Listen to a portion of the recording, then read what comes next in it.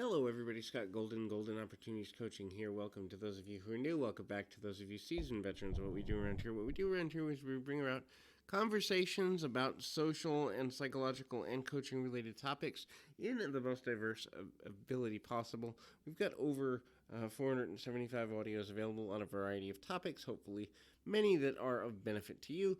And if there's a topic you'd like to see covered, please feel free to leave a comment below. We'll make that happen for you. This particular one is about toxic childhoods and the challenges that come with those. If you have had a difficult childhood, and there's research that says over half of Western culture believes that they've had difficult childhood experiences that have shaped who they are in a negative way in some research. And so that's a pretty big number, but as someone who had one and as someone who has studied the effects both neurosynaptically and emotionally of a difficult childhood and toxic childhood on over the last several years, actually decade plus, I certainly would love to be of assistance to you if I can. But people that are struggling in these areas, there's a couple things you're going to notice, and we're going to run through those today. If you're interested in kind of getting through those childhood wounds and working with somebody, certainly I'd love to be of service to you. You can reach out on Twitter at PO Perception, or you can go to the About Me section of this here YouTube page and check out my website, and we'll go from there. Anyway, the first thing is fear of social interaction or fear of any new opportunity, really. A person that has a toxic childhood doesn't have, most often does not have a strong relationship with their ability to recover and respond. And so internal resiliency becomes a major issue for these individuals. When a person isn't internally resilient, that translates to, most often, them having difficulty feeling like they can recover if their unexpected circumstances are to occur. Therefore, they're going to feel like it's a bad idea to take any unnecessary risk. So fear of the unknown becomes a central piece to that. The other thing is no self-acceptance nor self-confidence. So if a person has been through a toxic childhood, in which case they've been through a lot of trauma and abuse, their view of themselves is skewed in a negative event. That means ultimately that they're going to struggle with, who am I to have these questions? Who am I to want anything from somebody? Who am I to really have expectations? And, I'm just better off invisible. These are the types of things and types of emotions that a person who has lower self-value is going to have, especially if they've had a difficult childhood. Going along with that is they're their own worst critic.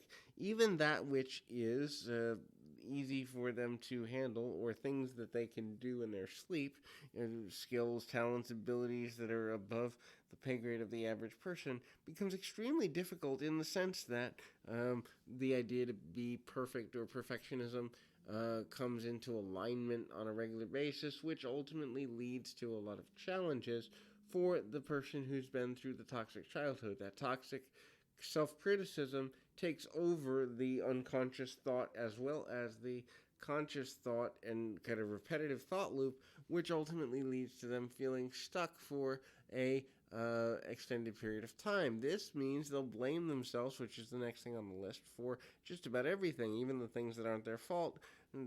I've literally heard, well, if I wasn't here, it wouldn't have rained. Well, wait, you can control the rain?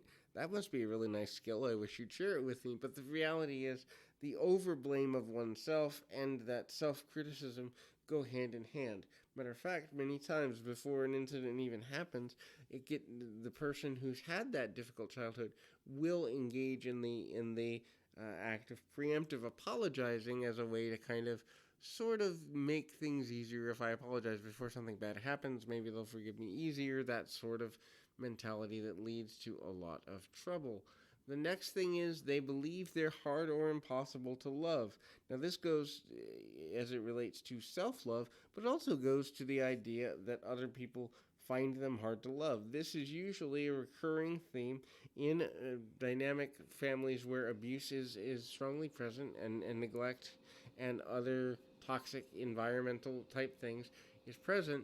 the value of love is diminished for the person who has suffered this. Therefore, they believe they're hard to love and find self love, therefore, to be extremely difficult to handle. Managing emotions in general, which is my last point, is also super, super difficult. So, the admission that one has emotions, the admission that one feels a negative way or is feeling weak in any way, sad, angry, or out of control is difficult. And so what happens is they rage because they let things build up before they can find a healthy expression, and then furthermore pushing people away. And when you snap out at somebody, it's easier to push them away. And so then what you get is a be all end all situation where the person becomes a self-fulfilling prophecy, where they actually harm their ability to have meaningful relationships because they haven't learned proper or positive emotional control. So hopefully this is helpful. I encourage you to reach out if there's anything I can do to be of service. And until next time, keep your feet on the ground, your mind in the moment. Until next time, everybody.